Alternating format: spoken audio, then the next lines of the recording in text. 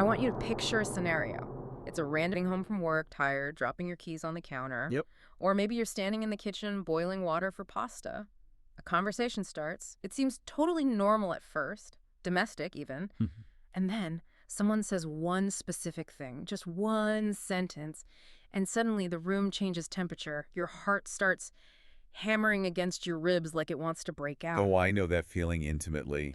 We all do. Your palms get sweaty. Yeah. And mentally, you are no longer in the kitchen making dinner. You are in a courtroom Yeah. and you are fighting for your life. You know that feeling. I do. You know. The sources we're looking at today call that egoic conflict. It's that Yeah. precise moment where the biological imperative takes over, the adrenaline floods the system, and you basically leave reality. Exactly. And that is what we are unpacking on this deep dive. We've got a really fascinating stack of research and notes here on a method called the multidimensional technique for working through conflict. Now, I have to be honest with you, right up top, when I first saw the title in the notes, I thought, multidimensional? Are we going into the multiverse here? Is this Doctor Strange? It sounds a little sci-fi. It does sound a bit cosmic, I'll grant you that. It sounds like we might need special goggles. Haha, right. But what's really compelling about this material is that despite the high concept name, this is actually an incredibly grounded, almost mechanical manual. It breaks down the physics of an argument, A step-by-step guide. a step-by-step guide to overriding that fight-or-flight reflex you just described. And the core philosophy here, based on these sources, is pretty striking. It argues that conflict usually runs us faster than we can feel ourselves. Like, we skip the feeling part and go straight to the strategy part: attack, defend, shut down. We are basically robots running a defense program. That's the key insight. We skip the check-in. The mission of this deep dive is to walk through this 8-step process. Right. And I want to highlight something unique here that really sets this apart from other conflict resolution stuff we've read.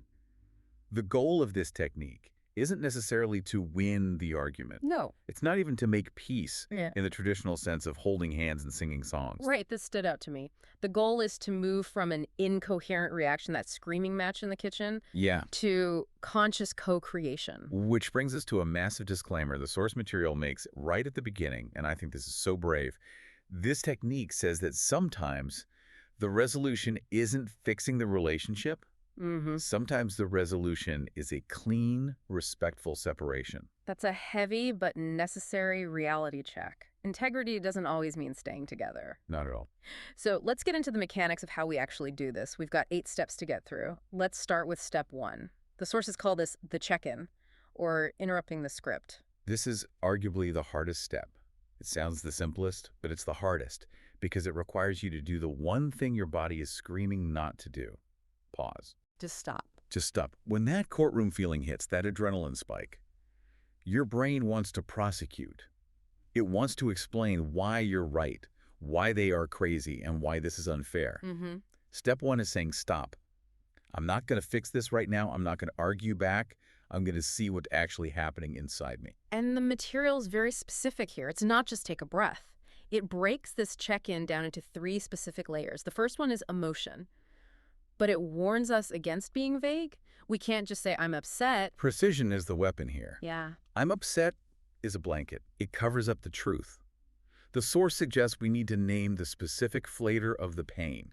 Is it, I feel dismissed? Right. Is it, I feel powerless? Is it, I feel humiliated? Why does the specific word matter so much? Is it just semantics? No, it's neurology. When Yep. you name the emotion specifically, you stop it from running you as an invisible force. You turn it into data. It Oh. moves from being the lens you're looking through to an object you're looking at. You detach from it just slightly. Okay, so we name the emotion. I feel dismissed. The second layer of the check-in is the body.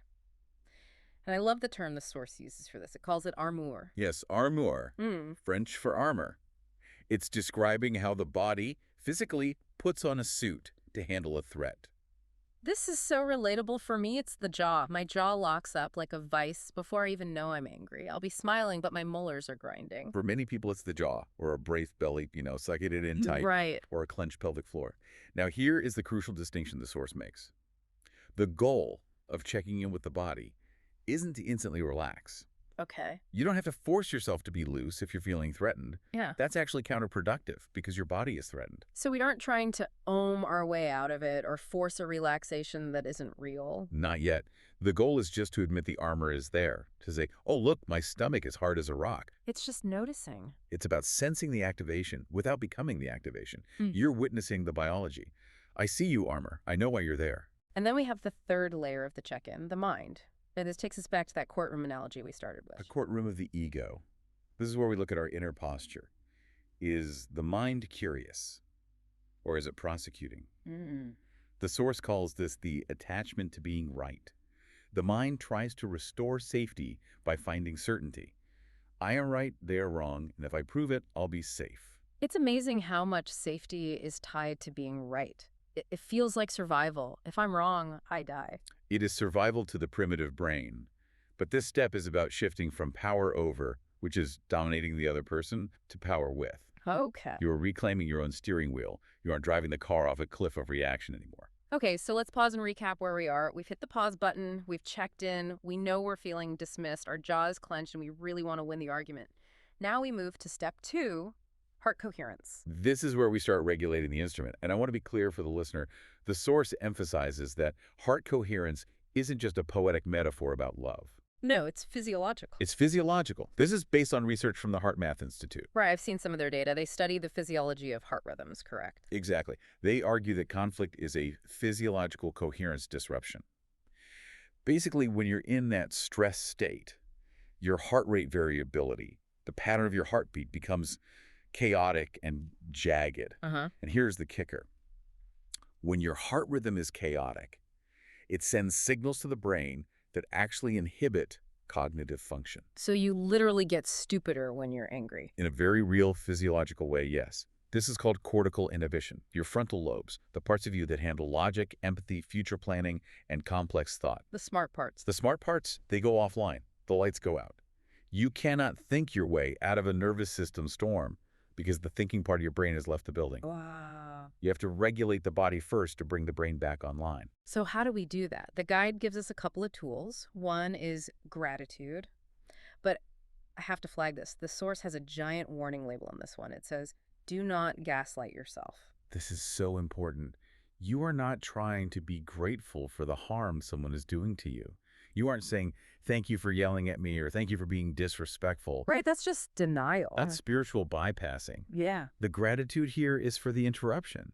You can be grateful that this conflict is revealing a truth that was hidden.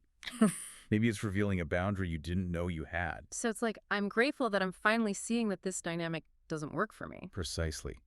It's gratitude for the clarity, even if the clarity hurts. It shifts the physiology just enough to get you out of the danger zone. The other tool for heart coherence mentioned is the inner smile. Now, this one comes from Taoist practices, Mantak Chia specifically. I'll be honest, when I read inner smile, I pictured pasting a fake grin on my face while I'm seething inside. But that's not it, is it? Not at all. That would be suppressing emotion, which usually makes it explode later. The inner smile is an internal visualization technique. It's about directing a feeling of friendliness or softness to your internal organs. Smiling at your liver. Smiling at your liver, your lungs, your kidneys. The source explains that tension lodges in these organs, anger in the liver, grief in the lungs. Wow. The inner smile is about bringing softness to where you are holding hardness. It's self-love as physiology. I actually tried this while reading the notes. I tried smiling at my stomach tension, and it's weird, but you can actually feel a shift. It's like the body goes, oh, wait, we aren't at war with ourselves. I thought we were at war. That's the signal you're sending. You are signaling safety to your own biology. And only once you've done that, once the heart rhythm smooths out, can you move to step 3, universal coherence. This sounds like we're leveling up. The text calls it going vertical. We are. We're moving beyond just the nervous system, the biology, to a broader sense of energetic alignment. This introduces the concept of the hara. The hara, that's the center below the navel, right? Common in martial arts. Right. In Japanese tradition, it's the center of gravity. The hara is distinct from the heart or the mind. The heart feels emotion, the mind thinks thoughts, but the hara just is. It is the seat of your existence. It says, I am here, I am held. It grounds you so you don't float away in the storm of emotions. And connected to that is this concept of nothingness. Now, usually when people hear nothingness, they think of depression or emptiness, but the source defines it differently here. It defines it as all potentials. Yeah. Think about it. When you're in the middle of a fight, you usually feel like you only have two options: fight back or run away. Right, that's it. That's contraction. Nothingness is the space where the ego releases its grip on those limited options. It's the void where creative solutions live. Ah, okay. It's realizing, I don't have to be this reactive person right now. I can be Mhm. something else. I can be something new. So we ground in the horror, we open up to the nothingness, and then we move to step 4, alignment. This seems to be the visual component. This is about connecting the dots. We visualize a vertical line. You're grounded in the hera below, and you're connected to universal intelligence, or the higher self above. Let's unpack higher self for a second, because that term can trigger some people who think it sounds arrogant. Like, oh, I'm listening to my higher self, so I'm better than you. Right? And the Source clarifies this perfectly.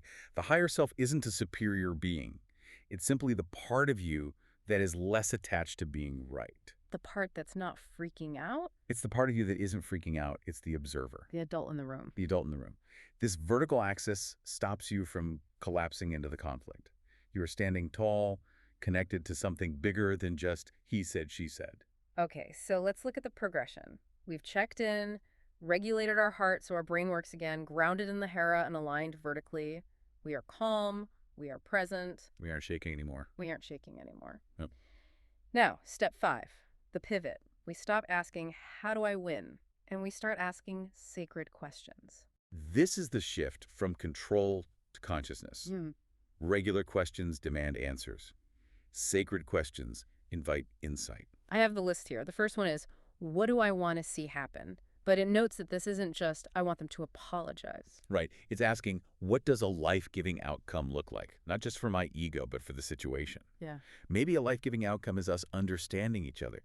And here's the hard part. Yeah. Maybe a life-giving outcome is me walking away with my dignity intact. The next one is my personal favorite, though it's intimidating. Who do I have to be? That's a powerful one. It focuses on character qualities. To get that life-giving outcome, Yeah. who do I have to be? Do I have to be courageous? Soft. Do I have to be soft? Do I have to be precise? It puts the responsibility back on you. You stop waiting for them to change, and you decide who you will be. Then there's, what can I let go of? Usually what we have to let go of is a belief. Like the belief that if they don't agree with me, I'm not safe. Yeah. Or the attachment to having the last word. And finally, what should I unlearn? That one stings a little. It does. It asks us to identify outdated survival strategies. Maybe yelling worked for you when you were a kid to get hurt in a chaotic house. Sure. It kept you safe then. Does it serve you now with your partner or your colleague? Probably not. That's something to unlearn. So we've asked these questions. We aren't just reacting anymore. We are strategizing from a place of wisdom. Now we move to step 6, informing the field. This sounds a bit like spycraft, doesn't it? Yeah. Informing the field. A little bit, yeah. But it's really about physics and presence. Yeah. The core idea is that we are always broadcasting a signal. Like a radio station. Exactly. Yeah. Your inner posture, whether it's resentment, fear, or clarity, is broadcasting a signal that informs the particles of the universe how to organize. That's a heavy concept. How do we apply that practically? Think about walking into a room where two people have just been fighting. Oh, yeah, you can feel it. Even if they are silent, you feel it, right? The air feels thick. That is them informing the field with tension. The conversation organizes itself around that tension. Mm-hmm. If you walk in with grounded clarity, the conversation organizes differently. You are informing the field with your state of being. You change the room just by how you stand in it. So we have a responsibility for the signal we're putting out. And that leads us to the visual for step 7, the torus. This is where the geometry comes in. The torus.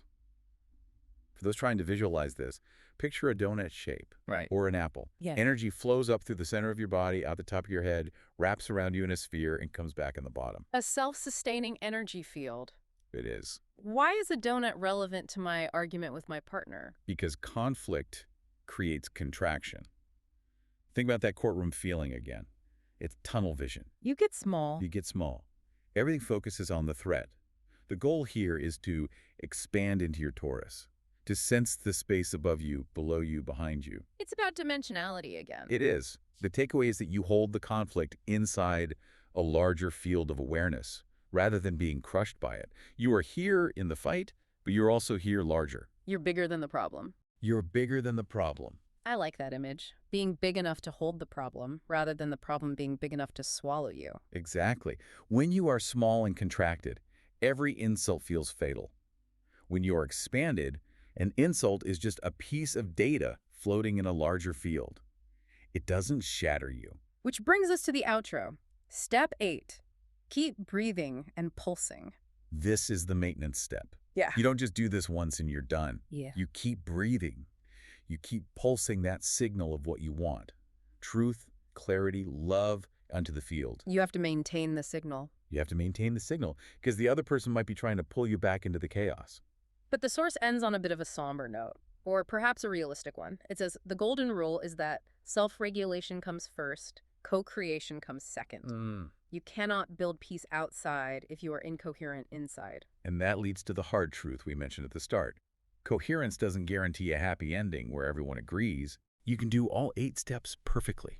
You can be grounded, heart-centered, and asking sacred questions. And the other person might still be attacking you. They might not be ready to meet you there. And then what? If we do all this work and they're still yelling? Then, because you are clear, you realize that the relationship cannot continue. Yeah, that's okay. It's more than okay. It's integrity. The source says sometimes the highest resolution is a clean separation. If you can get to that conclusion without tearing each other apart, without the drama, but from a place of clear, sad truth, that is a massive victory. It's conscious uncoupling versus a chaotic explosion. Precisely. You are navigating the conflict with your eyes open, rather than being dragged through it by your triggers. You are deciding your future, rather than letting your adrenaline decide it for you. So what does this all mean for us? It means the next time that heart-racing feeling hits in the kitchen or the boardroom, we have a manual. Yeah. We don't have to be victims of our biology. Pause. Check the armor. Regulate the heart. Ground. Align.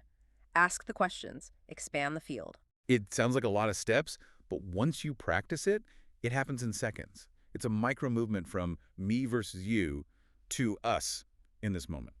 I want to leave everyone with a thought from the material that really stuck with me. It goes back to that unlearning question. Yes, that's the one to sit with. Next time you feel that surge of rage or panic in a disagreement, ask yourself this.